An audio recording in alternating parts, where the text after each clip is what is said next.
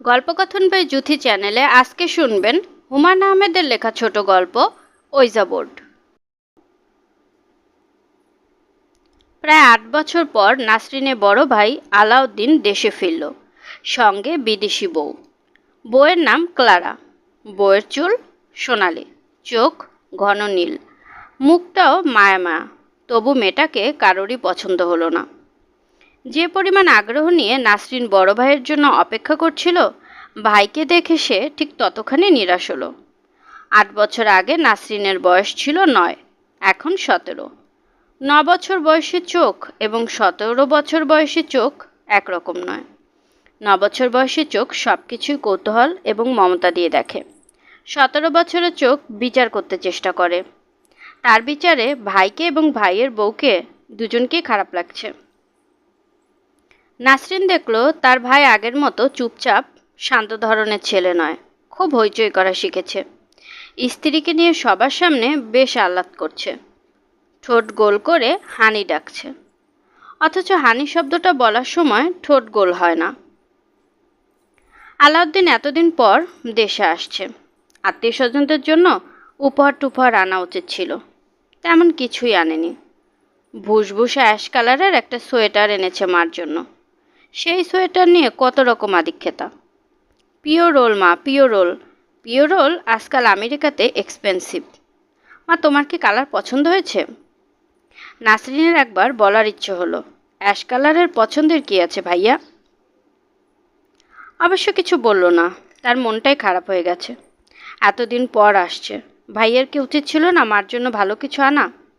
বাবার জন্য এনেছে ক্যালকুলেটর। যে বাবা রিটায়ার করেছে, চোখে দেখতে পায় না, সে ক্যালকুলেটর দিয়ে কী করবে?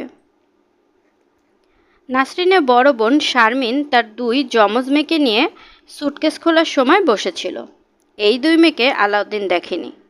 চিঠি লিখে জানিয়েছে এই ২ মেয়ের জন্য একই রকম ২টা জিনিস আনবে, যা দেখে দুজনই মুগ্ধ হবে। দুজনের জন্য ২টা গামাখা সাবান বেরোলো। এই সাবান ঢাকার নিউ মার্কেট ভর্তি, আমেরিকা থেকে বয়ে আনতে হয় না। আলাউদ্দিন বলল, বেশি কিছু আনতে পারিনি বুঝলি, লাস্ট মোমেন্টে ক্লারা ডিসাইড করলো আমার সঙ্গে আসবে, অনেকগুলি টাকা বেরিয়ে গেল। কিছু টাকা সঙ্গেও রাখতে হয়েছে। ঢাকা হোটেলের বিল কেমন কে জানে? নাসরিন বলল, হোটেলের বিল মানে? তুমি কি হোটেলে উঠবে?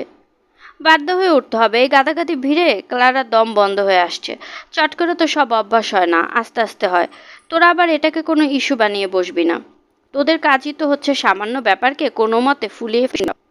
নাসরিনের চোখে পানি এসে গেল। তার আপন বড় ভাই তার সঙ্গে এমন ব্যবহার করবে সে স্বপ্নেও ভাবেনি। নাসরিনের চোখের পানি অবশ্য কেউ দেখতে পেল না। একটু আসছি ভাইয়া বলে চট করে বেরিয়ে গেল।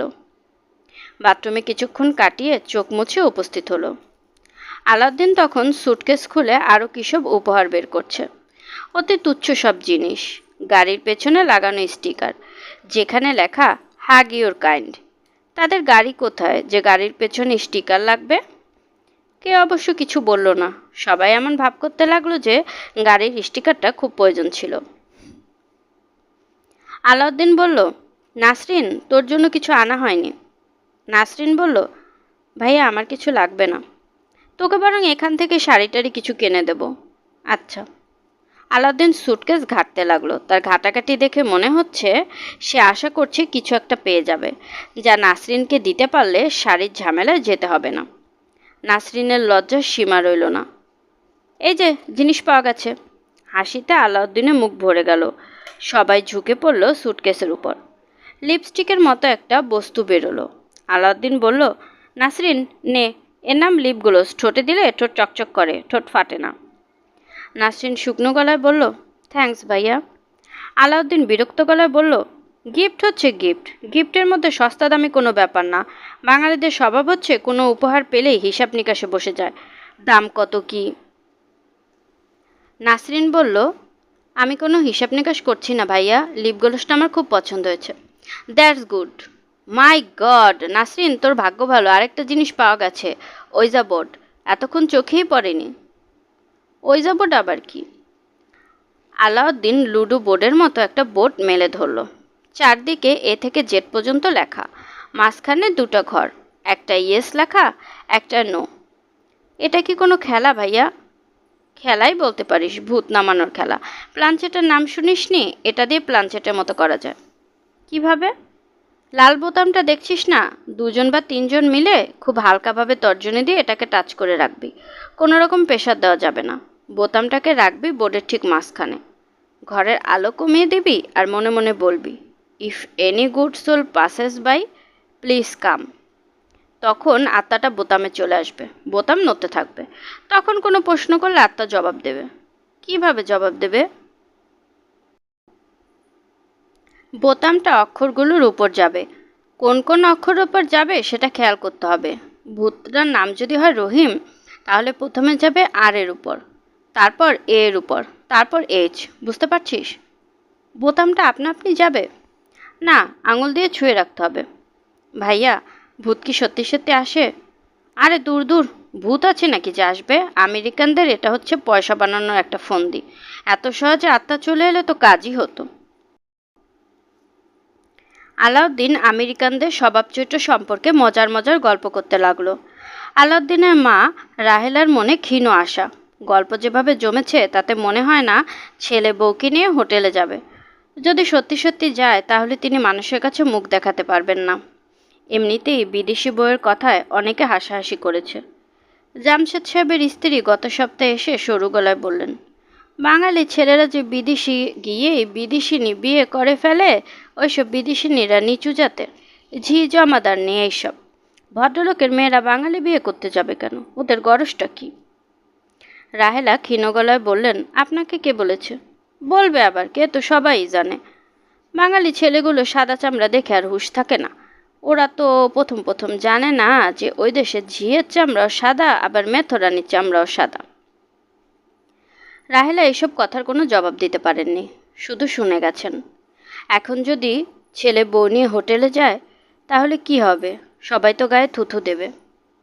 অবশ্য তিনি যথাসাধ্য চেষ্টা করেছেন ছেলে এবং ছেলের বউয়ের জন্য একটা ঘর ভালো মতো সাজাতে। নাসরিনের ঘরটাই সাজাতে হয়েছে। দেয়ালে চুনকাম করা হয়েছে, টিউবলাইট লাগানো হয়েছে, একটা ফ্যান ঘরে আছে। সেই ফ্যানে ঘটান ঘটান শব্দ হয় বলে নতুন একটা সিলিং ফ্যান কেনা হয়েছে। তারপরে যদি ছেলে বউ নিয়ে হোটেলে উঠে তিনি আর কি করবেন? তার আর কী বা করার আছে? রাতের খাওয়া শেষ হবার সঙ্গে সঙ্গে আলাউদ্দিন বলল, আমরা তাহলে উঠি মা। রাহেলা ক্ষীণ গলায় বলল, কোথায় যাবি? আলাউদ্দিন বিরক্ত গলায় বলল, কোথায় যাবি বলছো কেন মা? আগেভাগেই তো বলে রেখেছি একটা ভালো হোটেলে উঠতে হবে।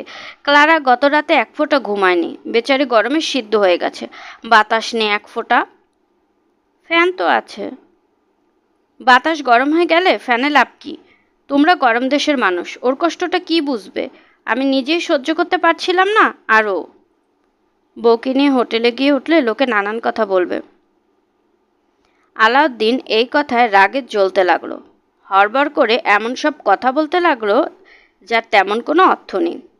তার বাবা মনসুর সাহেব, যিনি কখনোই কিছু বলেন না, তিনি পর্যন্ত বলে ফেললেন, তুই খামাখা চিৎকার করছিস কেন? আমি খামাখা চিৎকার করি? আমি খামাখা চিৎকার করছি? আমি শুধু বলেছি লোকজন কথা নিয়ে তোমরা নাচানাচি করো কেন? তোমরা যদি না খেয়ে মরো লোকজন এসে তোমাদের খাওয়াবে? প্রতি মাসে $150 যে মানি অর্ডার পাও সেটা কি লোকজন দেয়? বলো, দেয় লোকজন? মনসুর সাহেব দীর্ঘ নিঃশ্বাস ফেলে সিগারেট ধরিয়ে বললেন, যা, যেখানে যেতে চাস। আলাউদ্দিন তিক্ত গলায় বলল, তোমরা ভাবছো যে ছেলে ঘর ছেড়ে হোটেলে চলে যাচ্ছে, কাজেই ছেলে পর হয়ে গেল। এটা ঠিক না। আমরা কিছুই ভাবছি না। তুই আর বাজার বাজার করিস না, মাথা ধরিয়ে দিয়েছিস। মাথা ধরিয়ে দিয়েছি? আমি মাথা ধরিয়ে দিয়েছি? 8 বছর পর ফিরে আসা পুত্রের সঙ্গে দ্বিতীয় রাতেই বাড়ির সদস্যদের খণ্ডপোলার মতো হয়ে গেল। নাসরিন মনে মনে বলল, বেশ হয়েছে, খুব মজা হয়েছে, আমি খুব খুশি হয়েছি। ক্লারা ঝগড়ার ব্যাপারটা কিছুই বুঝল না। একবার শুধু ভুরু কুঁচকে বলল, তোমরা এত চেঁচিয়ে চেঁচিয়ে কথা বলো কেন? বলেই জবাবের অপেক্ষা না করে বসার ঘরে টিকটিকি দেখতে গেল। বাংলাদেশের এই ছোট্ট প্রাণ তার হৃদয় হরণ করেছে। সে টিকটিকির 21টা ছবি এ পর্যন্ত তুলেছে। ম্যাক্রো লেন্স আনা হয়নি বলে সে খুব আফসোস করছে। ম্যাক্রো লেন্সটা থাকলে ক্লোজ আপ নেওয়া যেত। খুব সঙ্গত কারণে গভীর রাত পর্যন্ত এ পরিবারের কোনো সদস্য ঘুমোতে পারল না। বারান্দায় বসে রাহেলা ক্রমাগত অশ্রুবর্ষণ করতে লাগলেন। একসময় মনসুর সাহেব বললেন, আর কেঁদো না, চোখে ঘা হয়ে যাবে। তোমার ছেলের আশা ছেড়ে দাও। বিদেশি পেতনি বিয়ে করে ধরাকে সরা করছে, হারামজাদা। নাসরিন আজ ওর ঘরে ঘুমোতে পারছে। ঘরে ঢুকে তার মনটা খারাপ হয়ে গেল। কত আগ্রহ করে তারা সবাই মিলে ঘর সাজিয়ে দিয়েছে, তবু ভাইয়ের পছন্দ হলো না। এই ঘরটা কি হোটেলের চেয়ে কম সুন্দর হয়েছে? মাথার পাশে টেবিল ল্যাম্প, পায়ের দিকে দেয়ালে সূর্যাস্তের ছবি, খাটের পাশে মেরুন রঙের বেডসাইড কার্পেট। জানালা খুলে ফুল স্পিডে ফ্যান ছেড়ে দিলে খুব একটা গরম কি লাগে? কই, তার তো লাগছে না। তার তো উল্টো কেমন শীত শীত লাগছে। সে টেবিল ল্যাম্প জ্বালালো। এত বড় খাটে একা ঘুমোতে কেমন যেন অস্বস্তি লাগছে। ভাইয়া থাকবে না জানলে বড় আপাকে জোর করে রেখে দিত। নাসরিন দীর্ঘ নিঃশ্বাস ফেলল। আজ রাতটা তাদের জন্য খুব খারাপ রাত। আজ রাতে তাদের কারোরই ঘুম হবে না। একা একা জেগে থাকা খুব কষ্টের। ভূত নামালে কেমন হয়? ওই জবট খুলে সে যদি বোতামটা হাত দিয়ে ছুঁয়ে বসে থাকে, তাহলে কি কিছু হবে? যদি কোনো আত্মা চলে আসে ভালোই হয়, আত্মার সঙ্গে গল্প করা যাবে। মুশকিল হচ্ছে এই আত্মাগুলি আবার কথা বলে না, বোতাম ঠেলে ঠেলে মনের ভাব প্রকাশ করে। নাসরিন দরজা বন্ধ করে ওইজা বোর্ড নিয়ে বসলো। তর্জনী দিয়ে বোতামটা ছুঁয়ে নরম গলায় বলল, আমার আশেপাশে যদি কোনো বিদেশি আত্মা থাকেন, তাহলে তাদের মধ্যে থেকে একজন কি দয়া করে আসবেন? যদি আসেন তাহলে আমার মনটা একটু ভালো হবে, কারণ আজ আমার মনটা খুব খারাপ। কেন খারাপ তা তো আপনারা খুব ভালো করেই জানেন। পুরো ঘটনার সময় নিশ্চয়ই আপনারা আশেপাশে ছিলেন না? এ পর্যন্ত বলেই নাসরিন চমকে উঠল। ডান হাতটা একটু যেন কাঁপছে। বোতামটা কি নড়তে শুরু করেছে? অসম্ভব, হতেই পারে না। এ কি, বোতামটা এগিয়ে গেল কিভাবে? নাসরিন নিজেই হয়তো নিজের অজান্তে বোতাম ঠেলে ঠেলে নিয়ে গেছে। খানিকটা ভয় এবং খানিকটা অস্বস্তি নিয়ে নাসরিন অপেক্ষা করছে, হচ্ছেটা কি। বোতাম ইয়েস লেখা ঘরে কিছুক্ষণ থেমে আবার আগের জায়গায় ফিরে এলো। নাসরিন শব্দ করেই বলল, বাহ, বেশ মজা তো। পরবর্তী কিছুক্ষণ ইয়েস এবং নোতে বোতাম ঘুরতে লাগলো। নাসরিনের শুরুর ভয় খানিকটা কমে গেল, যদিও তখনও বুক ধকধক করছে। ওইজা বোর্ডে ইয়েস এবং নো ছাড়া আরও দুটি ঘর আছে। সেগুলো হচ্ছে, আমি উত্তর দেব না, আমি জানি না। বোতামটা এইসব ঘরেও মাঝে মাঝে এলো। প্রশ্ন এবং উত্তর এইভাবে সাজান যায়। আপনি কি এসেছেন? হ্যাঁ। আপনি কি এই বাড়িতেই থাকেন? না। আপনি কোথায় থাকেন? আমি উত্তর দেব না। আজ আমাদের সবার খুব মন খারাপ, সেটা কি আপনি জানেন? না। কী জন্য আমাদের মন খারাপ সেটা কি বলবো? না। শুধু না না করছেন কেন? একটু শুনলে কি হয় বলি? হ্যাঁ। তার আগে বলুন আপনার নাম কি? বোতামটা ঘুরতে ঘুরতে এক্স ঘরে গিয়ে থামল। নাসরিন বলল, এক্স দিয়ে বুঝি কারো নাম হয়? ঠিক করে নাম বলুন। আমি জানি না। আপনি জানেন না মানে? আপনার কি নাম নেই? না। ভূতদের নাম থাকে না? আমি জানি না। সে কি, আমার তো ধারণা প্রেতাত্মারা সব জানে। আর আমি আপনাকে যাই জিজ্ঞেস করছি আপনি বলছেন আমি জানি না। আচ্ছা বলুন তো, 19কে 13 দিয়ে গুণ করে দিলে কত হয়? আমি জানি না। আমিও জানি না, তবে আপনি যদি বলতেন তাহলে গুণ করে বের করতাম। আপনি কি গুণাঙ্ক জানেন? হ্যাঁ। আচ্ছা, আত্মাদেরকে অঙ্ক করতে হয়? বোতাম এক জায়গায় স্থির হয়ে রইল, উত্তর দিল না। নাসরিন বলল, আপনি কি আমার উপর রাগ করছেন? হ্যাঁ। প্লিজ আমার উপর রাগ করবেন না। কেউ আমার সাথে রাগ করলে আমার খুব খারাপ লাগে। এমনিতে আজ আমার মন খুব খারাপ। আপনি কি জানেন আমার যে মন খারাপ? হ্যাঁ। কেন মন খারাপ সে ঘটনাটা বলবো? হ্যাঁ। নাসরিন আজ সারাদিনের ঘটনা বলতে শুরু করলো। বলতে বলতে দুবার কেঁদে ফেলল। তার কাছে একবারও মনে হলো না যে হাস্যকর একটা কাণ্ড সে করছে। এইসব গল্প বোতামটাকে বলার কোনো মানে আছে? নাসরিন ঘুমোতে গেল রাত 3টায়। খুব চমৎকার ঘুম হলো। ঘুমে এত তৃপ্তি অনেক দিন সে পায়নি। তবে ঘুমের মধ্যে সারাক্ষণই মনে হলো একজন বুড়ো মানুষ তার গায়ে হাত রেখে শুয়ে আছেন। বুড়ো মানুষটার শরীরে চুরুটের কড়া গন্ধ। ভোর 7টায় আলাউদ্দিন এসে উপস্থিত। সে ভোর হতে বাসায় চলে আসবে রাহেলা তা ভাবেনি। আগের রাতে সব দুঃখ তিনি ভুলে গেলেন। হাসি মুখে বললেন, বৌমা কে আনলি না? ও ঘুমোচ্ছে, ঘুম ভাঙলে চলে আসবে, নোট লিখে এসেছি। আসতে পারবে একা একা? আসতে পারবে না মানে? কি যে তুমি বলো মা, ও কি আমাদের দেশের মেয়ে যে স্বামী ছাড়া এক পা ফেলতে পারে না? তা তো ঠিকই। রাহেলা নাস্তার আয়োজনে ব্যস্ত হয়ে পড়লেন। আলাউদ্দিনকে এখন অনেক সহজ এবং স্বাভাবিক মনে হচ্ছে। রান্নাঘরে মার পাশে বসে অনেক গল্প করতে লাগলো। নাসরিন এবং মনসুর সাহেবও গল্পে যোগ দিলেন। তুই তো ওই দেশেই থেকে যাবি। হ্যাঁ, এই দেশে আছে কি বলো? এই দেশে থাকলে তো না খেয়ে মরতে হবে। অনেকেই তো আছে, কীরকম আছে তা তো দেখতেই পাচ্ছি। তাও ঠিক। নাসরিন সহজভাবে ভাইয়ের সঙ্গে অনেক গল্প করলো।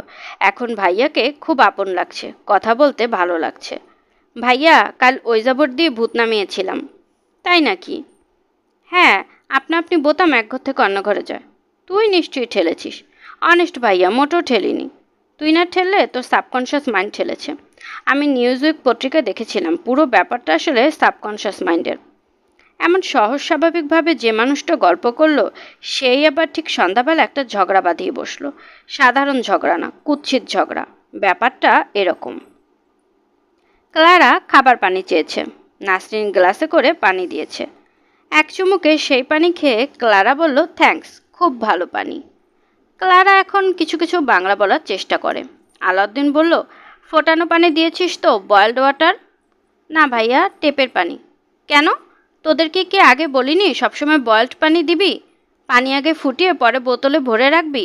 সামান্য কথাটা মনে থাকে না? বয়স যত বাড়ছে তোর বুদ্ধি দেখি তত কমছে। নাসরিনের মুখ কালো হয়ে গেল। মনসুর সাহেব মেয়েকে রক্ষা করার জন্য বললেন, একবার মাত্র খেয়েছে, কিচ্ছু হবে না, আমরা তো সবসময় খাচ্ছি। তোমাদের খাওয়া আর কেলারার খাওয়া এক হলো? মাইক্রো অর্গানিজম খেয়ে খেয়ে তোমরা ইমিউন হয়ে আছো, ও তো হয়নি। যা হবার হয়ে গেছে, এখন চিৎকার করে আর কি হবে? চিৎকার করছি নাকি? তোমাদের সঙ্গে দেখে সামান্য আর্গুমেন্ট করা যায় না। নাসরিন অনেক চেষ্টা করেও কান্না আটকাতে পারল না। মুখে শাড়ির আঁচল গুজে দ্রুত বের হয়ে গেল। রাহেলা মৃদুস্বরে বললেন, দিলি তো মেয়েটাকে কাঁদিয়ে, যা অভিমানী মেয়ে, রাতে তো খাবেই না। আলাউদ্দিন বিরক্ত গলায় বলল, এত অল্পতেই যদি চোখে পানি এসে যায় তাহলে তো মুশকিল। একটা ভুল করলে আর ভুল ধরিয়ে দেওয়া যাবে না। ও ছেলে মানুষ। ছেলে মানুষ কি বলছো? 17-18 বছর কেউ ছেলে মানুষ থাকে? তোমাদের জন্য বড় হতে পারে না, তোমরা ছেলে মানুষ বানিয়ে রেখে দাও। আলাউদ্দিন রাতে খেলো না, বউকে নিয়ে কোথায় যেন নিরিবিলি ডিনার করল। নাসরিন সে রাতে ঘুমোতে গেল না খেয়ে। অনেকক্ষণ জেগে রইল, ঘুম এলো না। তার খুব কষ্ট হচ্ছে, মরে যেতে ইচ্ছে করছে। অনেক রাতে সে ওইজাবোর্ড নিয়ে বসলো। আজ আর দেরি হলো না। বোতামে হাত রাখা মাত্র বোতাম নড়তে লাগলো।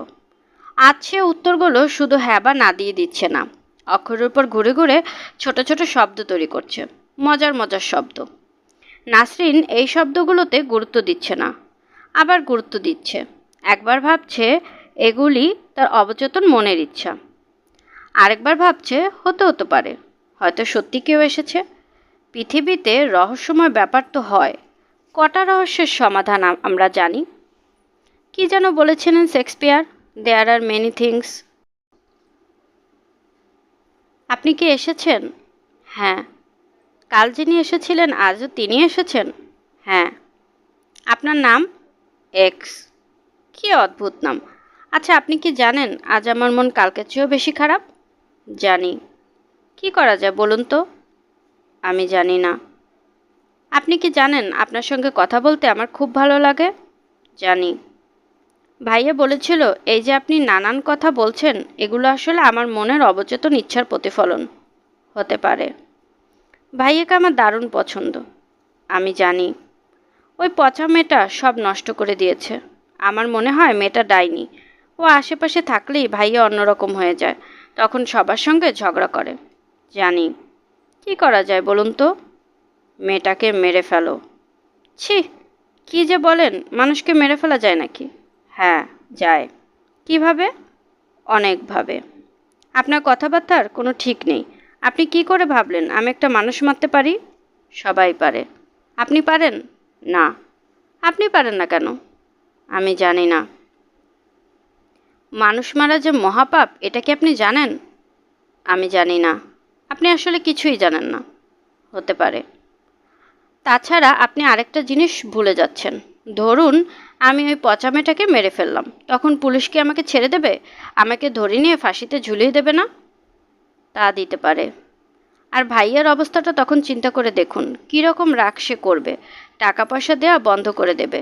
আমরা তখন না খেয়ে মারা যাব। বাবার এক পয়সা রোজগার নেই, আমাদের ব্যাংকে টাকা পয়সাও নেই।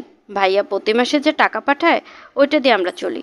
ভাইয়া প্রতি মাসে কত টাকা পাঠায় বলুন তো? আমি জানি না। $100। $100 বাংলাদেশি টাকায় কত টাকা হয় জানেন? না।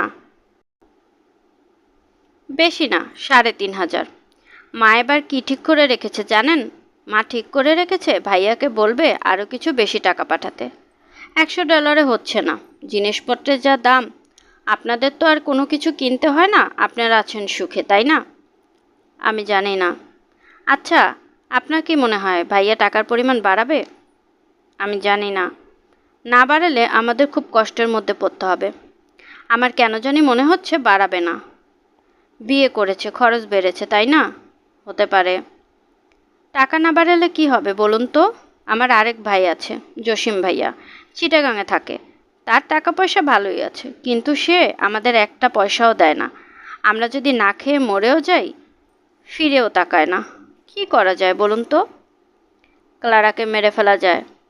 বারবার আপনি এক কথা বলেন কেন? আপনার কাছে বুদ্ধি চাচ্ছি? ওকে মেরে ফেলাই একমাত্র বুদ্ধি। যান, আপনার সাথে আর কথাই বলবো না। নাসরিন ওই যাবট বন্ধ করে ঘুমাতে গেল।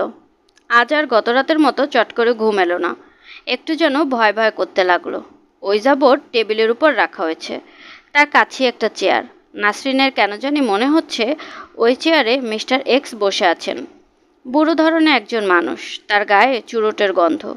ওই বুড়ো মানুষটার একটা চোখ ছানি পড়া, গায়ে চামড়ার কোট। সেই কোটও এক ধরনের ভ্যাপসা গন্ধ। নাসরিন কাউকে দেখতে পাচ্ছে না, কিন্তু তার স্পষ্ট মনে হচ্ছে কেউ একজন আছে। নাসরিন ভয়ে ভয়ে বলল, আপনি কি আছেন? চেয়ার নড়ে উঠল। সত্যি নড়ল না মনের ভুল? নাসরিন ক্ষীণস্বরে বলল, আপনি দয়া করে বসে থাকবেন না, চলে যান। যখন আপনাকে দরকার হবে আমি ডাকবো। আবার চেয়ার নড়ল। নিশ্চয়ই মনের ভুল। নাসরিনের ভয় ভয় লাগছে। জুন মাসের এই প্রচণ্ড গরমের রাতেও একটা চাদরে সারা শরীর ঢেকে সে শুয়ে পড়ল। ঘুম এলো একেবারে শেষ রাতে, তাও গাঢ় ঘুম হলো না। বাজে বাজে সব স্বপ্ন। একটা স্বপ্ন তো খুবই ভয়ঙ্কর। তার শাড়িতে দাউ দাউ করে আগুন জ্বলছে। সে অনেক চেষ্টা করছে আগুন নেভাতে, পারছে না। যতই চেষ্টা করছে আগুন আরও ছড়িয়ে পড়ছে। একজন বুড়ো মতো লোক চুরোট হাতে পুরো ব্যাপারটা দেখছে, কিন্তু কিছুই করছে না। টাকার পরিমাণ বাড়ানোর দাবি রাহেলা অনেক ভনিতার পর করলেন। বলতে তার খুবই লজ্জা লাগলো, কিন্তু উপায় নেই। আলাউদ্দিন তখন চা খাচ্ছিল। চায়ের কাপ নামিয়ে বিস্মিত গলায় বলল, টাকা বাড়াতে বলছো? হ্যাঁ। $100 তোমাদের হচ্ছে না? না। তোমরা কি পাগল টাগল হয়ে গেলে? আমেরিকাতে কি আমি টাকার চাষ করছি? ট্রাক্টর দিয়ে জমি চষে টাকার চারাগাছ বুনে দিচ্ছি? রাহেলা ক্ষীণস্বরে বললেন, সংসার অচল।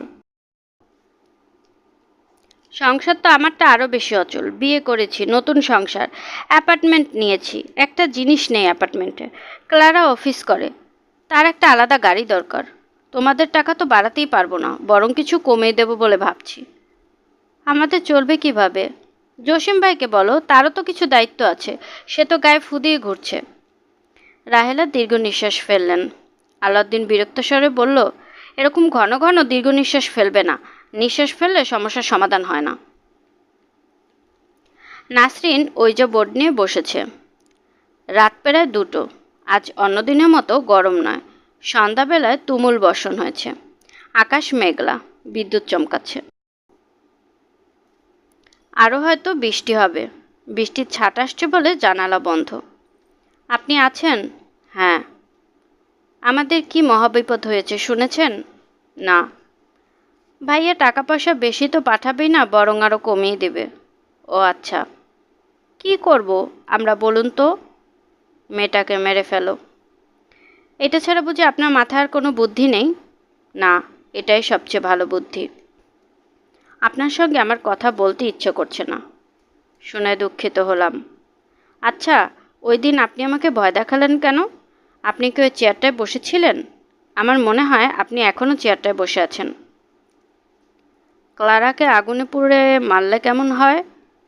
আপনি আজে বাজে কথা বলবেন না তো। আচ্ছা বলুন তো, ওই দিন কি আপনি চেয়ারে বসেছিলেন? তুমি একটু সাহায্য করলেই হয়। কি সাহায্য?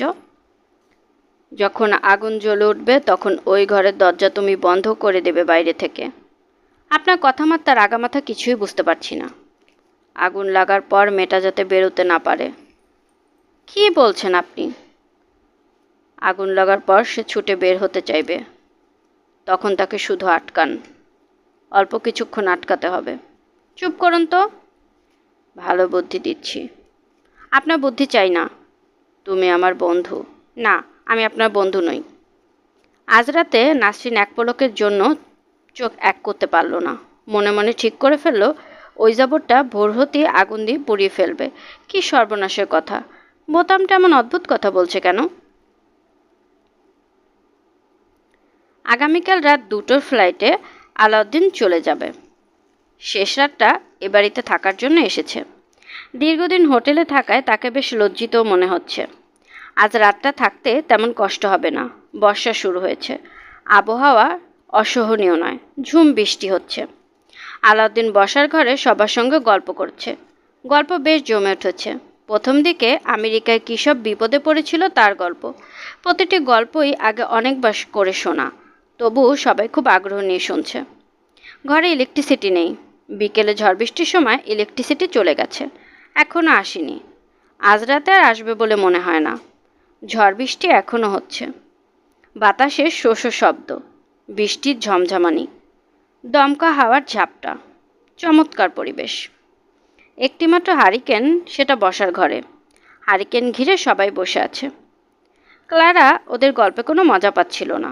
ঘন ঘন হাই তুলছিল। মাঝরাতে সে ঘুমোতে গেল। নাসরিন তার ঘরে মোমবাতি জ্বালিয়ে দিয়ে গেল। দুর্ঘটনা ঘটল তার ঠিক মিনিট 10 পরে। গল্প তখন খুব জমে উঠেছে। শুরু হয়েছে ভূতের গল্প। রাহেলা ছোটবেলায় নিশির ডাক শুনে ঘর ছেড়ে বের হয়ে পড়েছিলেন, সেই গল্প। গা ছমছমানো পরিবেশ। ঠিক তখন তীক্ষ্ণ গলায় নাসরিন বলল, ঘরে তো আলো হয়ে গেছে কেন ভাইয়া? তার কথা শেষ হবার আগেই শোনা গেল গোঙানি ও চিৎকার। দরজায় ধাক্কা দিচ্ছে এবং ক্লারা চেঁচাচ্ছে, ও গড, ও গড! সবাই ছুটে গেল শোবার ঘরের দিকে। দাউ দাউ করে আগুন জ্বলছে। দুর্ঘটনা তো বটেই, দুর্ঘটনা ছাড়া কিছুই নয়। বাতাসে মোমবাতি কাত হয়ে পড়ে গিয়েছিল নেটের মশারিতে। সেখান থেকে ক্লারার নাইট গাউনে। সিনথেটিক কাপড় মুহূর্তের মধ্যে জ্বলে উঠল। খুবই সহজ ব্যাখ্যা। শুধু একটি ব্যাপারের ব্যাখ্যা করা যাচ্ছে না। ক্লারা ঘরের দরজার বাইরে থেকে বন্ধ ছিল। কে একজন বাইরে থেকে শিকল তুলে দিয়েছিল। আগুন লেগে যাওয়ার পর ক্লারা প্রাণপণ চেষ্টা করছিল ঘর থেকে বেরোতে পারেনি। চিৎকার করে দরজা খুলতে বলেছে। ঝড় বৃষ্টি এবং বজ্রপাতের সঙ্গে তার চিৎকারও কেউ শোনেনি।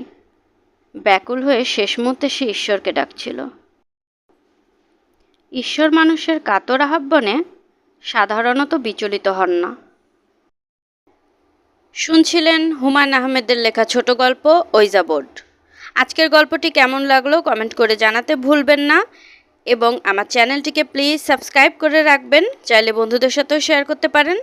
গল্পকথন বাই জুথি চ্যানেলের সাথেই থাকবেন আশা করছি। আল্লাহ হাফেজ।